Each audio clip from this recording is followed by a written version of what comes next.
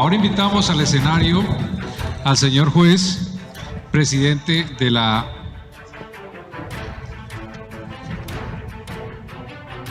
Corte Nacional de Justicia del Ecuador, doctor Iván Patricio Saquicela Rodas.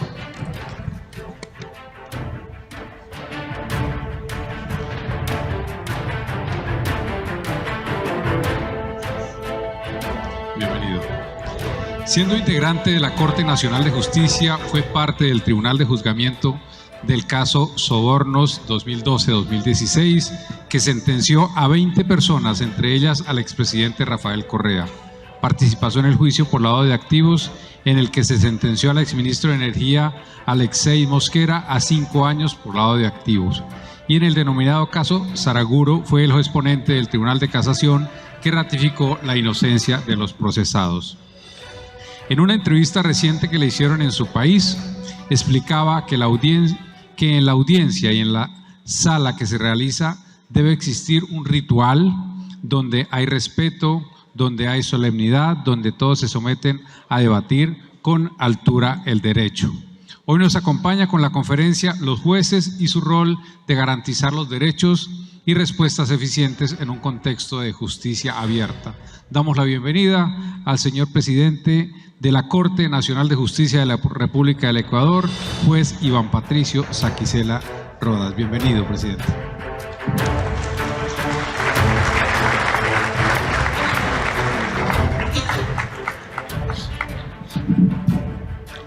Buenas tardes a todas, a todos. Quiero en primer lugar expresar mi profunda complacencia y el alto honor de estar en este evento tan relevante. Desde luego, agradecer al señor presidente de la Corte Suprema de Justicia por su gentil invitación, pero además permítame felicitar por su posición, por su trabajo, por su gestión y particularmente por este evento que nos sentimos muy a gusto y que es de tanta valía, no solo para su país, sino para otros países de los cuales estamos visitando aquí en Colombia. Muchísimas gracias. El día de hoy, en esta oportunidad, vamos a exponer sobre la temática los jueces y su rol de garantizar derechos y respuestas eficientes en un contexto de justicia abierta. Hay algunos aspectos estrictamente jurídicos que queremos plantear y otros más bien de política judicial que también es muy importante en una administración de justicia. Quiero partir de la idea de Francisco Carneluti, quien decía que el juez es verdaderamente la figura central del derecho, que un sistema de justicia se puede concebir incluso, decía, ponderando, sin leyes pero no sin jueces, que es bastante más preferible para un pueblo tener malas leyes con buenos jueces que malos jueces con buenas leyes. Esta reflexión nos parece fundamental, porque lo que hace es relevar la importancia de un poder judicial en un Estado democrático. Lo que hace es evidenciar la relevancia que tiene el rol de las juezas y los jueces en un país. Es decir, el rol que tienen los jueces en el Estado democrático y constitucional de derechos. Por ejemplo, vale la pena distinguir el rol que mucho se ha hablado en países como Colombia, como en Ecuador, que tenemos los jueces y las juezas en el actual modelo de Estado. En el modelo del Ecuador, en donde el artículo 169 de nuestra norma normarum preceptúa que el sistema procesal es un medio para la realización de la justicia. El artículo 1 de la Constitución del Ecuador, que determina que el país o el Estado es un Estado constitucional de derechos y justicia. El artículo 11, numeral 9 de la Constitución del Ecuador, que determina que el más alto deber del Estado consiste en respetar y hacer respetar los derechos reconocidos de los instrumentos internacionales y la Constitución. Es decir, en suma, el privilegio del modelo constitucional a los derechos del ser humano, y que el sistema de justicia, el sistema procesal, es un medio para alcanzar la justicia y no solamente la seguridad jurídica. En consecuencia, eso nos pone en un contexto diferente del rol del juez, distinto a lo que señalaba Montesquieu en El espíritu de las leyes, en el cual, a partir de formular la teoría de división de los poderes del Estado, al Poder Judicial le otorgó un papel secundario, sin perjuicio de la importancia de su noción en la división de poderes del Estado. ¿Y por qué un papel secundario? Porque finalmente el juez solamente es la boca por la que se expresan las palabras de la ley. Eso hoy se ha señalado, y de forma crítica, porque nos hace pensar en un juez que simplemente es mecánico, es un mero aplicador de la ley, cuando hoy la idea fundamental es de que se trata del rol del juez hoy por hoy, que rebasa la tarea de hacer una suerte de adecuación de los hechos al derecho y un silogismo jurídico, o un silogismo, un proceso de subsunción, sino más bien de lo que se trata es de mirar al concepto de la jurisdicción de un modo distinto, en donde el juez pueda ser no solamente un funcionario que aplica las normas, sino que las critica, las cuestiona, las mira en un contexto más allá de la simple legalidad, que privilegia la constitucionalidad a la legalidad. Es decir, nos hace pensar en esa frase de otro jurista, de Otto Bachov, que decía: antes los derechos fundamentales solo valían en el ámbito de la ley, hoy las leyes valen solamente en el ámbito de los derechos fundamentales. Es decir, un giro importante, un giro radical, en la que el juez cumple una labor fundamentalmente para la garantía de los derechos de las mujeres y de los hombres, para garantizar los derechos del ser humano y con ello ser un poder que auténticamente garantice seguridad jurídica, tutela judicial efectiva. Esto es importante recordar. ¿Por qué? Porque muchas veces se soslaya la importancia que tiene un poder judicial en el Estado. En nuestra opinión, y no por ser judiciales, es fundamental, quizá el más importante para hacer realidad el postulado constitucional y los objetivos del Estado, el rol del juez. Porque sin el juez no es posible hacer realidad la norma constitucional, las normas del ordenamiento jurídico. Sin que se aplique el derecho y los derechos reconocidos en los instrumentos internacionales y la Constitución, pues sencillamente no existe democracia. De allí que yo creo que debemos reflexionar en el día a día, en la cotidianeidad de nuestro trabajo, sobre el verdadero rol del juez en una sociedad y en un Estado democrático. ¿Por qué digo esto? Porque quizá muchas veces queda para el ámbito académico, para escribir o para leer, y quizá algunas veces nos encerramos en el despacho o nos encerramos en la sala de audiencias y no dimensionamos la importancia que tiene el Poder Judicial más allá de un expediente o de una audiencia, que ciertamente uno y otro son importantes en el caso concreto, pero hay que pensar más allá. El rol del Poder Judicial en la sociedad actual, en la época actual, en el modelo de Estado constitucional.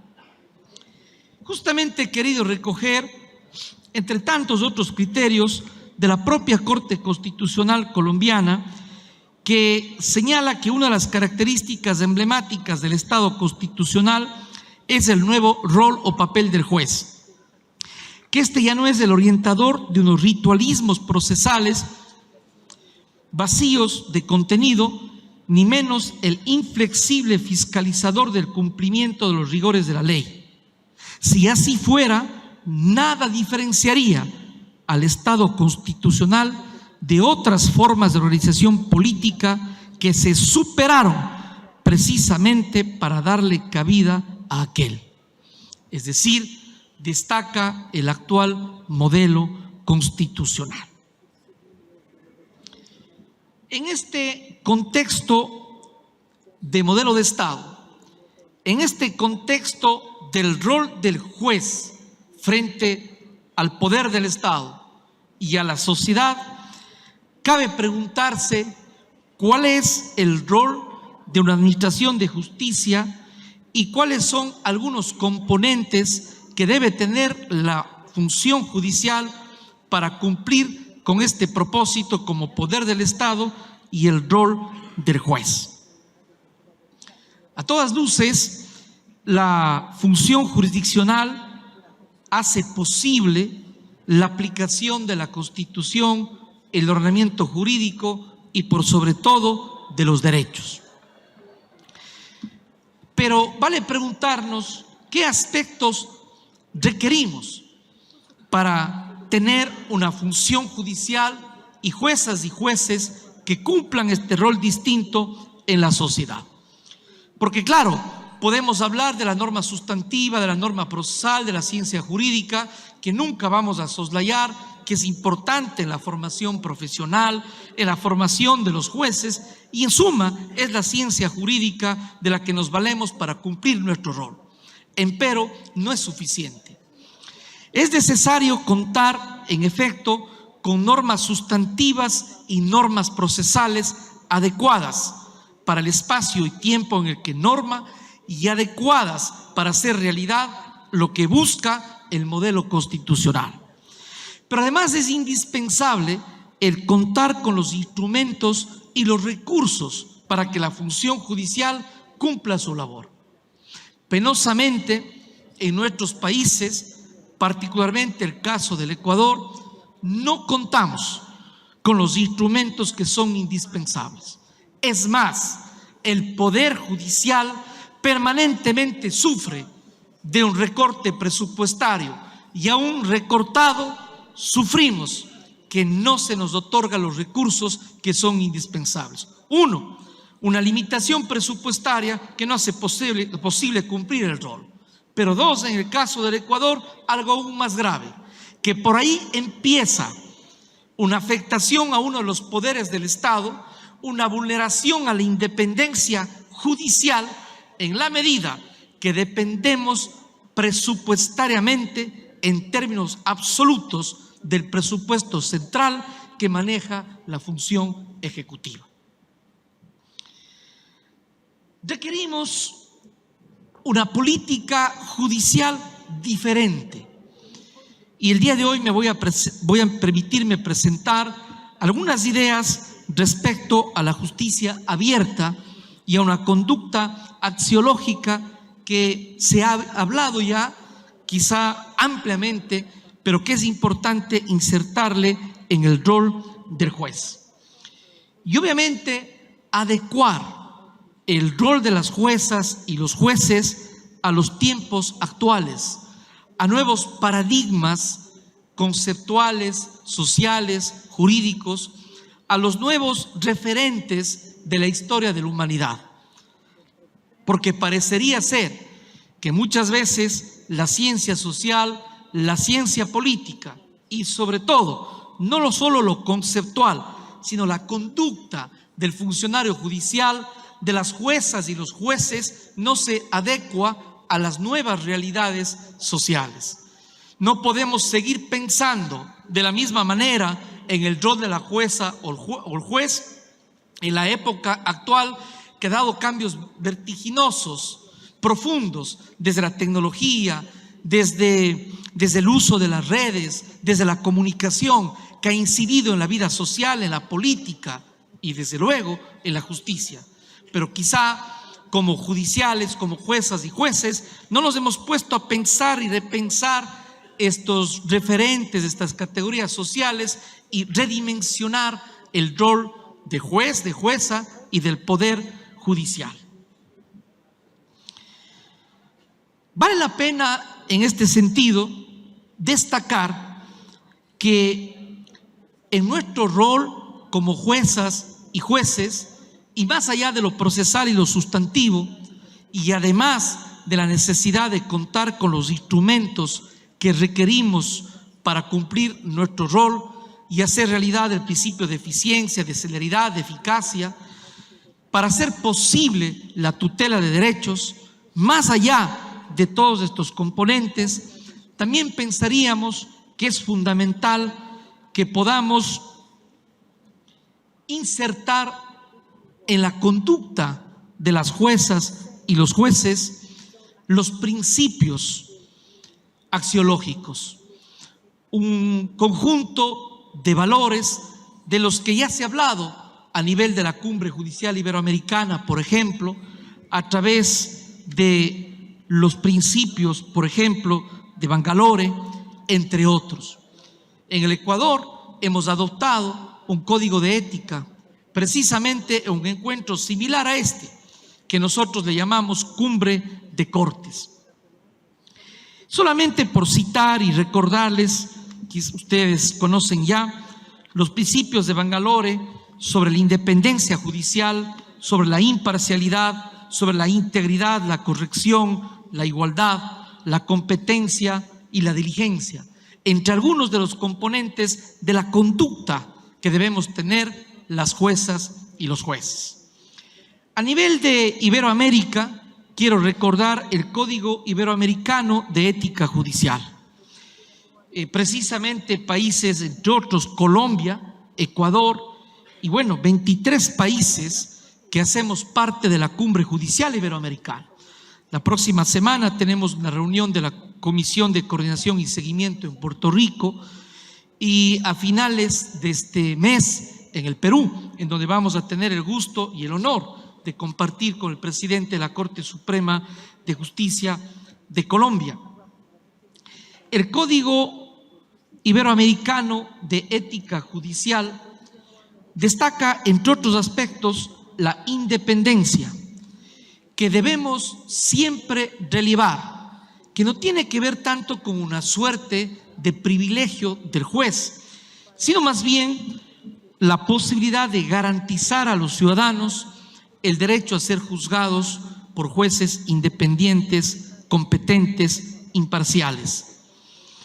El principio de imparcialidad, que además de un presupuesto indispensable para una justicia precisamente independiente, imparcial, se destaca en el concepto de la Cumbre Judicial Iberoamericana de que el juez debe evitar todo tipo de comportamiento que pueda reflejar favoritismo, predisposición o prejuicio.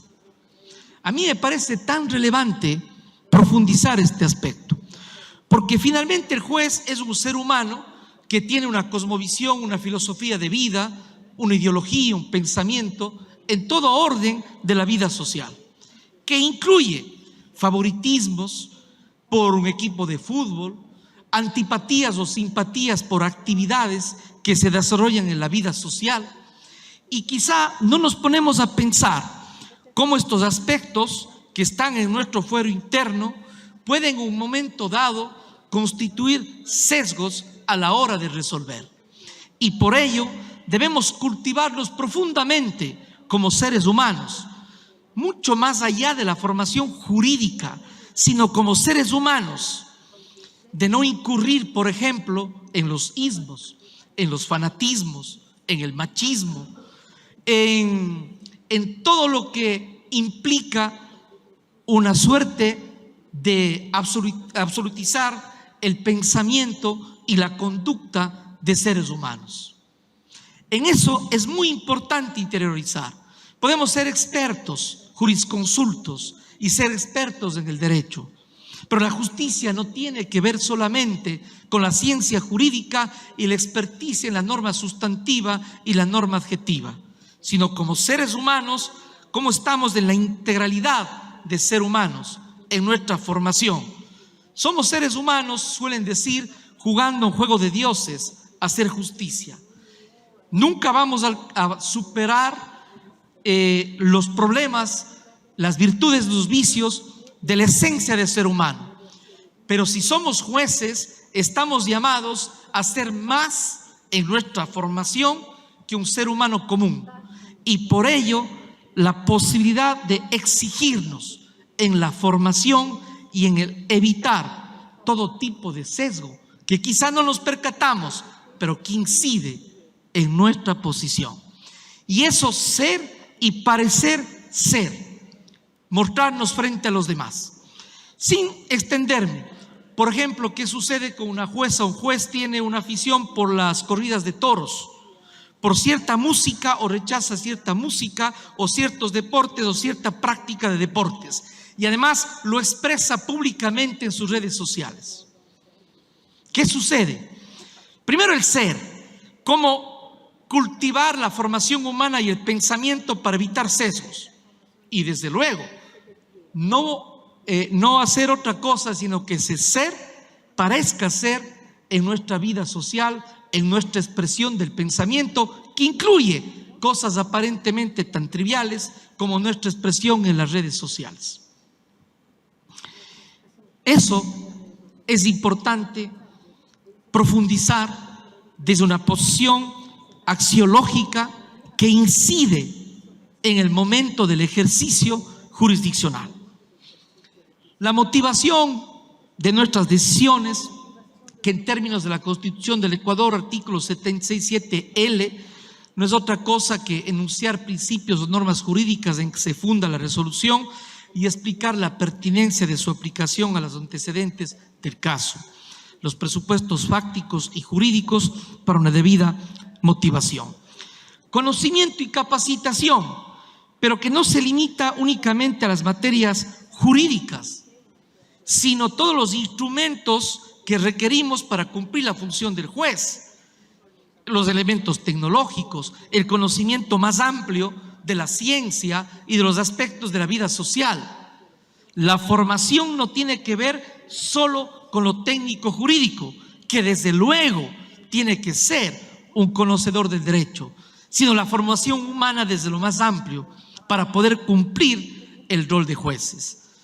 Se suele expresar que en algunos países, como en los Estados Unidos, se dice que el juez ante todo debe ser un buen ser humano, y si sabe de derecho, cuánto mejor. Lo cual nos hace reflexionar que es importante la técnica y la ciencia, pero una vez más, la formación desde lo más amplio para el ser humano, juez o jueza. La justicia y la equidad, la responsabilidad institucional, la integridad, la transparencia, la prudencia, juris prudentia, es lo que solemos estudiar, y sobre todo la conducta de la prudencia. El juez debe mantener así, dice el Código Iberoamericano de Ética Judicial, una actitud abierta y paciente para escuchar o reconocer nuevos argumentos o críticas, para confirmar o rectificar los criterios o puntos de vista que asume como jurista, que asume como juez en un caso concreto. La diligencia, la honestidad profesional, entre tantos otros aspectos que se pueden destacar. Quiero entonces, hasta esta parte, recapitular y expresar lo siguiente. El modelo actual del Estado constitucional nos exige un rol del juez diferente dentro de los poderes del Estado y la sociedad. Es decir, un poder judicial que vaya más allá de la resolución de un conflicto y un caso concreto en una sala de audiencias. Un rol como poder judicial para auténticamente hacer realidad el modelo constitucional, las normas que tienen que ver con los derechos del ser humano.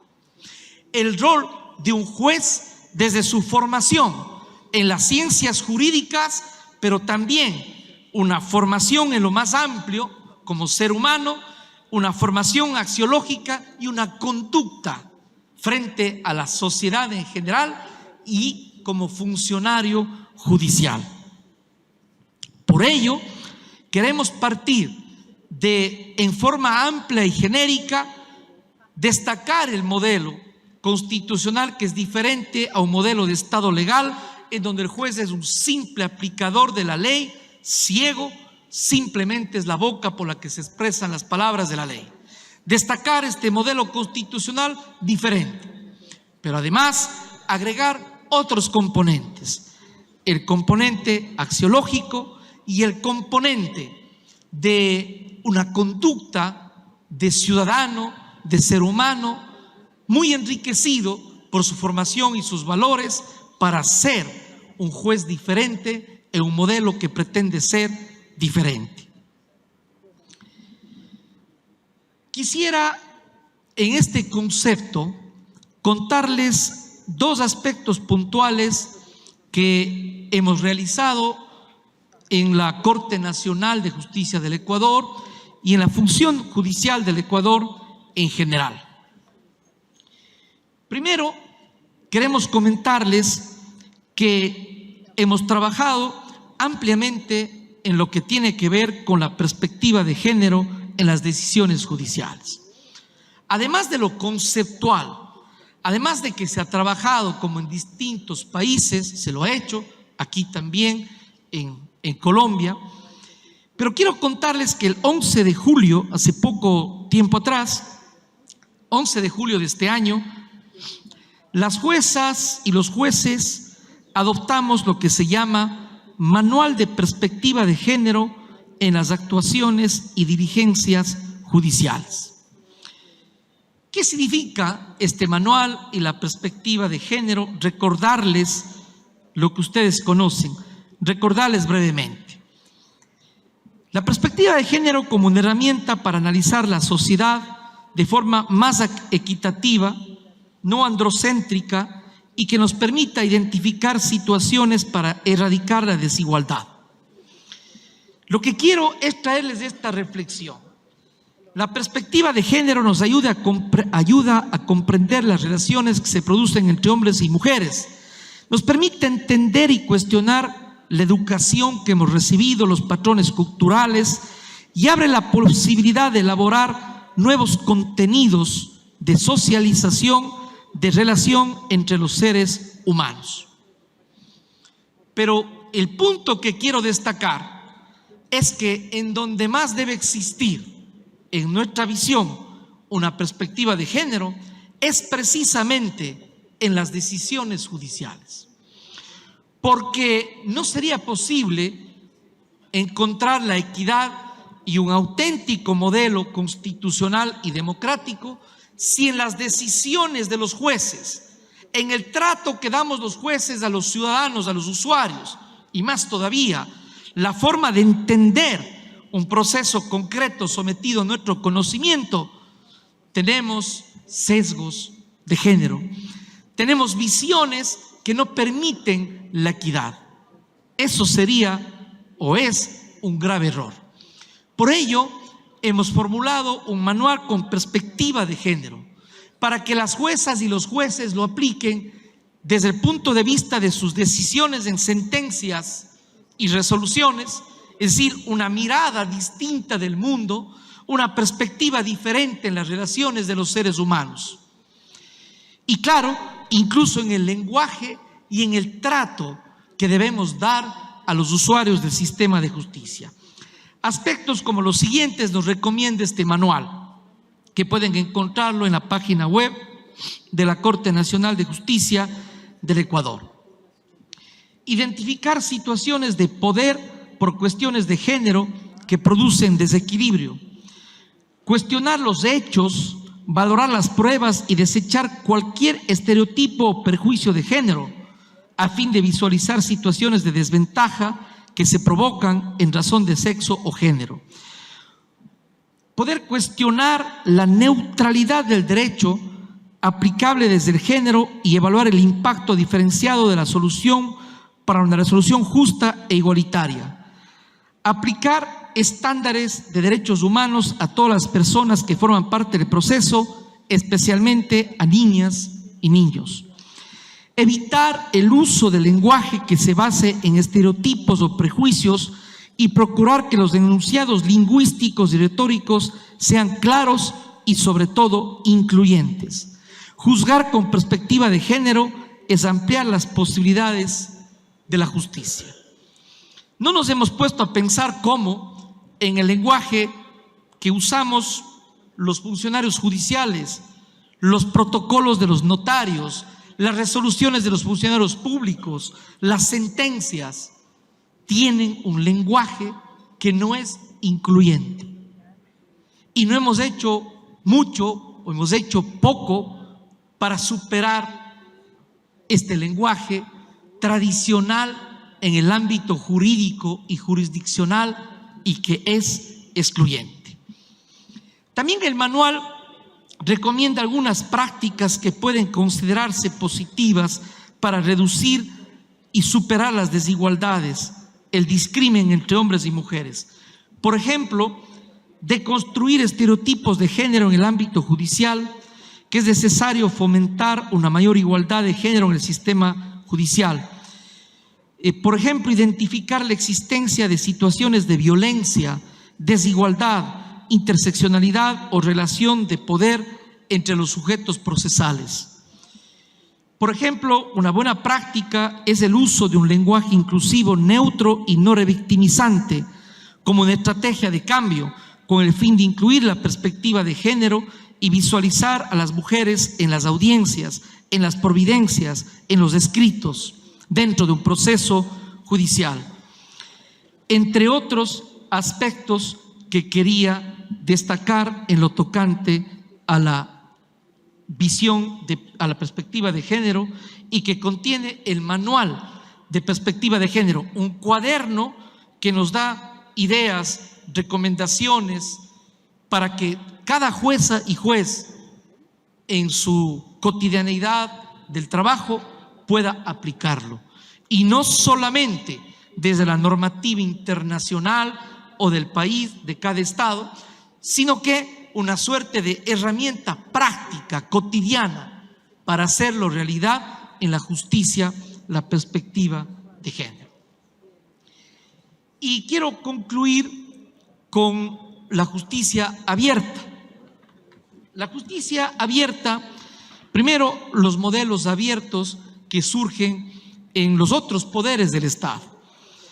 Y se suele decir que el poder judicial, tradicionalmente, quizá por la naturaleza del poder judicial, ha sido el más vertical en la relación con los ciudadanos, el más formalista, ritualista, distante de los ciudadanos.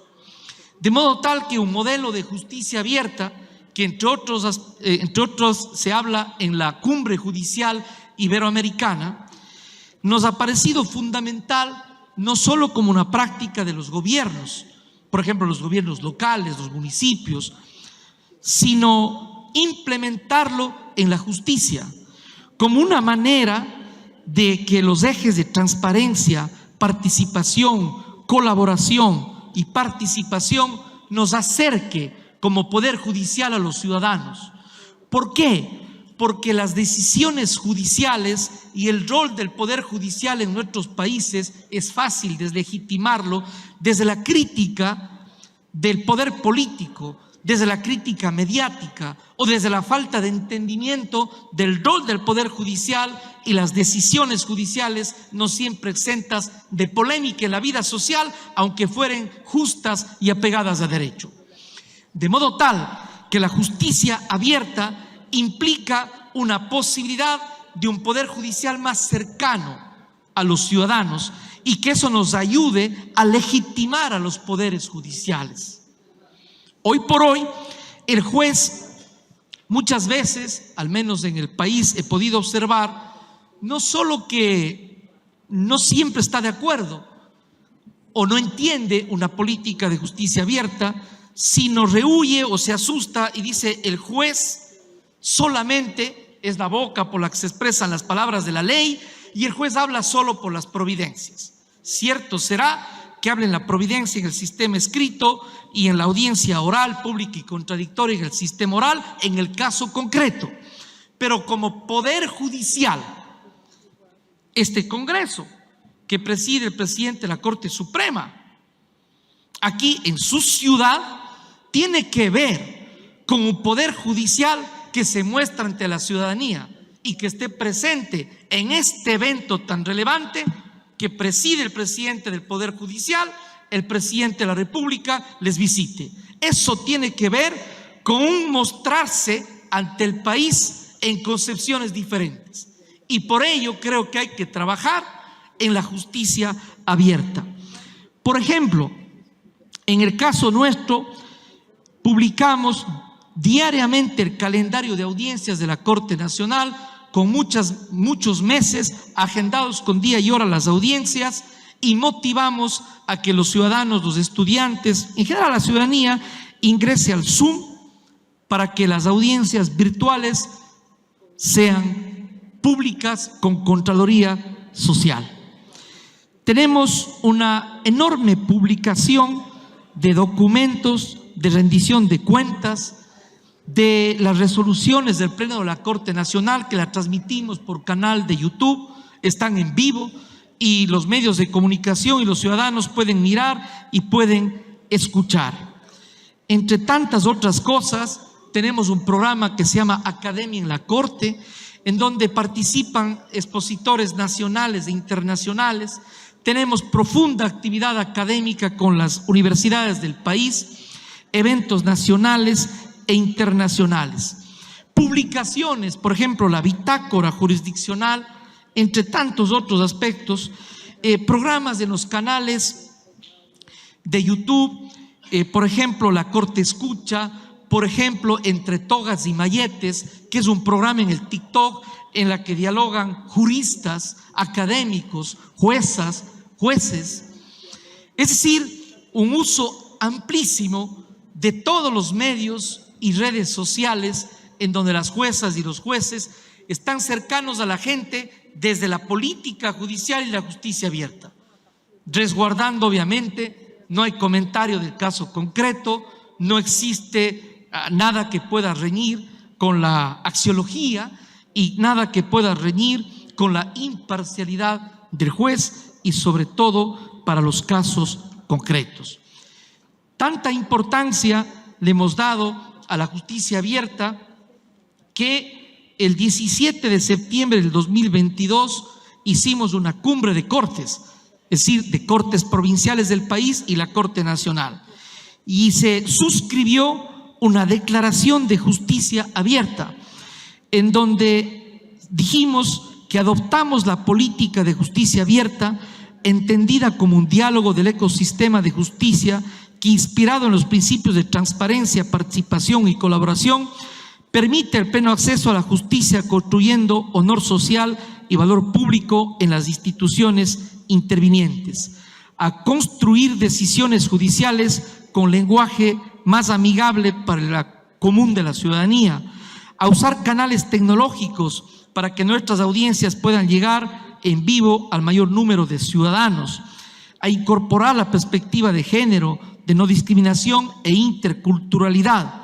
y conjuntamente con presidentas o presidentes de las Cortes Provinciales de Justicia, construir una agenda de diálogo con los ciudadanos en todas las materias, entre otras cosas. Así, por ejemplo, en medio del crimen organizado que vive y sufre el Ecuador, la Corte Nacional de Justicia creó una mesa interinstitucional por la seguridad y lideró a los demás poderes del Estado, la Corte Nacional, en donde se sentaron en la Corte, en las oficinas de la Corte, el presidente de la República, el presidente de la Asamblea Nacional, la fiscal general del Estado y las más altas autoridades del país en la Corte liderando una mesa interinstitucional por la seguridad y que provocó un conjunto de propuestas de reforma a la ley que como mesa presentamos con iniciativa normativa de la Corte a la Asamblea Nacional y un conjunto de resoluciones del Pleno de la Corte que sirvió en buena medida en la parte normativa, a partir de lo cual coadyuva en la superación de la crisis carcelaria del Ecuador. Así como ejemplificación entendemos a una justicia abierta y volvemos al principio, un poder judicial en un modelo de Estado constitucional en que el juez cumple un rol distinto, al igual que el poder judicial como tal. Concluyo expresando que lo que nuestros países requieren, y hablo de la América Latina y hablo de la Cumbre Judicial Iberoamericana como un país miembro de la cumbre, lo que nuestros países requieren es no solamente mejorar los modelos procesales, el sistema acusatorio adversarial en materia penal, el sistema oral en las demás materias, el buscar la eficiencia y eficacia de los sistemas de justicia. Requerimos, además de eso, poderes judiciales fuertes, poderes judiciales independientes, poderes judiciales de justicia abierta, que nos permitan legitimarnos ante los ciudadanos de nuestros países, poderes judiciales que seamos capaces de crear un clima de juridicidad y de certidumbre jurídica, y con ello dejar de ser una suerte de poder del Estado secundario, de mero aplicador de la ley, sino un poder judicial que, creando el ambiente y el clima de juridicidad y de seguridad jurídica, haga posible las condiciones para el desarrollo de los pueblos, haga posible el modelo constitucional desde la realidad y desde la praxis, al menos lo más cercano. Ese es y debe ser el poder judicial en la época que vivimos. Gracias por escuchar.